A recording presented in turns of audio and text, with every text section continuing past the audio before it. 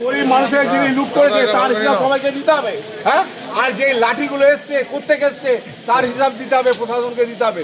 আর ওর বাড়িতে তিরপল আছে আর দোকানে তিরপল আছে, সমস্ত কিছু প্রশাসনকে নিয়ে আমাদের মিডিয়াকে নিয়ে সব সার্চ করা হবে। আজকে রাত্রের মধ্যে পুরো জনতা যেখানে সবাই সামনে হবে।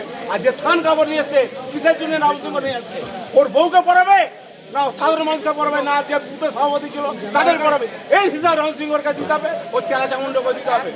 এটা একদম এই সব সবাইকে এক হতে হবে, একদম জেল চাই, জেল জেল।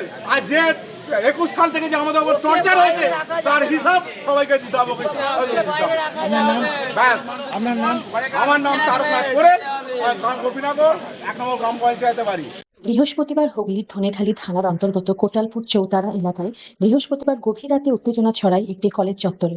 অভিযোগ, তারকেশ্বর বিধানসভার প্রাক্তন তৃণমূল বিধায়ক রামেন্দু সিংহ রায়ের বাড়ি সংলগ্ন ওই কলেজ থেকে বিপুল পরিমাণ সাদা ধুতি, লাঠি এবং ত্রাণের ত্রিপল সহ বিভিন্ন সরকারি সামগ্রী উদ্ধার করা হয়েছে।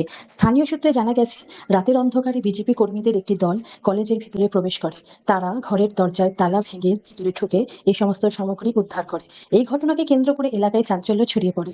খবর পেয়ে দ্রুত ঘটনাস্থলে পৌঁছায় ধনেখালি থানার পুলিশ। পরিস্থিতি নিয়ন্ত্রণে রাখতে মোতায়েন করা হয় অতিরিক্ত পুলিশ বাহিনী। ঘটনাস্থলে উপস্থিত ছিলেন তারকেশ্বর বিজেপির বিধায়ক সন্তু পাল। তিনি দাবি করেন, এগুলো সরকারি ত্রাণ সামগ্রী যা সাধারণ মানুষের জন্য বরাদ্দ। সেগুলো এখানে মজুত রাখা হয়েছিল কেন, তার পূর্ণাঙ্গ তদন্ত হওয়া প্রয়োজন। অন্যদিকে তৃণমূলের পক্ষ থেকে এখনো পর্যন্ত এই অভিযোগের বিষয়ে কোনো আনুষ্ঠানিক প্রতিক্রিয়া পাওয়া যায়নি। তবে রাজনৈতিক মহলের একাংশের মতে ঘটনাটি সম্পূর্ণ রাজনৈতিক উদ্দেশ্য প্রণোদিত হতে পারে। পুলিশ সূত্রে জানা গিয়েছে, উদ্ধার হওয়া সামগ্রীর উৎস ও মজুতের কারণ খতিয়ে দেখা হচ্ছে। একই সঙ্গে তালা ভেঙে প্রবেশের অভিযোগ নিয়েও তদন্ত শুরু হয়েছে। পুরো ঘটনার সিসিটিভি ফুটেজ যদি থাকে খতিয়ে তা দেখা হবে বলেও জানা হয়েছে। একদিকে সরকারি সামগ্রী মজুতের অভিযোগ, অন্যদিকে তালা ভেঙে প্রবেশ। দুই ইস্যুকেই ঘিরে উত্তেজনা বাড়ছে কোটালপুর চৌতারা এলাকায়। এই বিষয়ে তারকেশ্বরের বিধায়ক সন্তু পাল সাংবাদিককে কি বললেন, কোটালপুর চৌতারা থেকে আশিস কুমার ঘোষের রিপোর্ট। দেখুন, 5 তারিখে আমাদের বাড়িতে পাঠানোর ব্যাপার ছিল, সব বলেছিল মার্ডার করবো আমাদেরকে, মালা পরে চান করিয়ে বলেছিল যে বলি দেওয়া হবে, আর বাড়িতে থান পাঠানো হবে, মাইক বেঁধে বলেছিল। প্রসেনজিৎ কুমার এবং রামেন্দু সিংহ রায় এরা সকলে মিলে বলেছিল, একদম আমার বাড়ির সামনে মাইক বেঁধে বলেছিল যে দামোদরে চান করিয়ে জবা ফুলের মালা পরিয়ে বলি দেওয়া হবে। বলেছে এদিকে সুমিত ভট্টাচার্য বলেছে, ওদিকে প্রসেনজিৎ কুমার বলেছে, এদিকে রামেন্দু সিংহ রায় বলেছে যে প্রত্যেককে মেরে 4 তারিখের পরে ওর ইয়ে চাপা দেবো, ধান চাপা দেবো। আর আপনাদের দেখাবো এক বান্ডিল লাঠি উনি রেখেছিলেন, যেগুলো মেরেই ধান চাপা দেয় বলেছে, লাঠিও আছে আপনাদের তুলে আমি দেখাচ্ছি। সেই লাঠিও রেখেছে, যে লাঠি সরকারি আধিকর্তাদের কাছে থাকে সেই লাঠি তুলে রেখেছে। সরকারি ফুটবল 9 প্যাকেট, 4 প্যাকেট বস্তা আর কি বেডশিট, আর তিরপল 120 প্যাকেট, পেটি 120 পেটি প্যাকেট, আর 7 বান্ডিল সাদা থান, 25 পিস স্টিলের বালতি, 10 পিস টিফিন বক্স, আর 5 প্যাকেট ফুটবল, আর 6 পেটি সাবান। আর ইনার দেখানো মতে ওনার নাম হলেন হরিপদ মালিক। আমার বাবার নাম হ্যাঁ শিবু মালিক, হরিপদ মালিক, বাবার নাম শিবু মালিক। বাড়ি কোথায় আপনার? কোটালপুরে কোথায়? কোটালপুরে বাড়ি, কোটালপুরের কোন পাড়া? আচ্ছা ঠিক আছে, কোটালপুর মাঝি পাড়া। কে ডেকে এনেছিল? এখানে এইগুলো নিয়ে যাওয়ার জন্য পেট্রোল দেওয়ার জন্য আমাকে বলেছিল। এখানে কে কে এসেছিল? বাবার নাম? বাবার নাম জীবন মন্ডল। আর বাড়ি কোথায়? কোটালপুরি বাড়ি। চিত্তরঞ্জন মন্ডল, বাবার নাম? স্বর্গীয় জীবন মন্ডল। স্বর্গীয় জীবন মন্ডল, জীবন মন্ডল। আর কোটালপুরি বাড়ি। ঠিক আছে, ওকে, ঠিক আছে, ঠিক করলাম।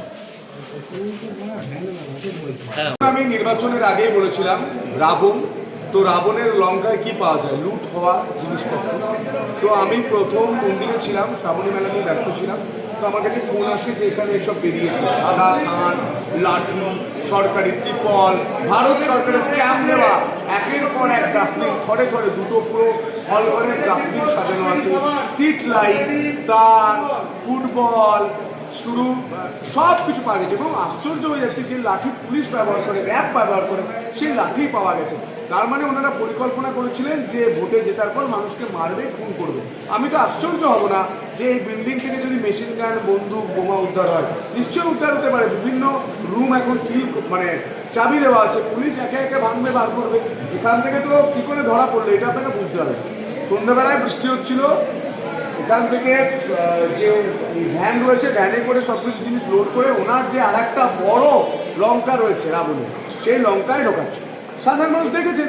এবং কি করে ঢোকাচ্ছিল? ইলেকট্রিক বন্ধ করে, রাস্তার ওপাশে আলো, এপাশে আলো, আর উনি মাঝখানে অন্ধকার কালো করে লুঠের ধন বাড়ি নিয়ে গেছে। আর মানুষ ধরেছে, মানুষ ধরে পুলিশকে খবর দিয়েছে, পুলিশ এসে তালা ভেঙে দেখছে, ও বাবা সব লুটা হওয়া। আপনারা দেখেছেন।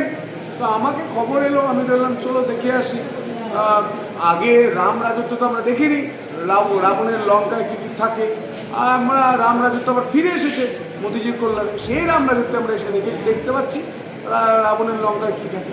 আগে তীর্থনুক থাকতো, এইসব থাকতো রাবণের লঙ্কায় নিশ্চয়ই। আর এখন মেশিন গান থাকে, বন্ধু। এখানে দেখা গেল অজস্র সাদা থান। সাদা থান এই জন্যই আনা হয়েছিল, মেয়েদের সাদা থান দেওয়ার জন্য। সিপিএম কালচার, তৃণমূল নয় তো, তৃণমূলের কোনো নীতি আদর্শ নেই, সিপিএম কালচার। এখন আগের যিনি বিধায়ক ছিলেন উত্তর দিন, সাদা থান কী করতে রেখেছে? মাথায় চাপা দিতে, না ধুতি করে পড়তে, না গা মুছতে? উত্তর দিন। এখন কি চাইছেন? কি চাইছেন মানে মানুষ কি চাইছেন? আপনার কি চাইছেন?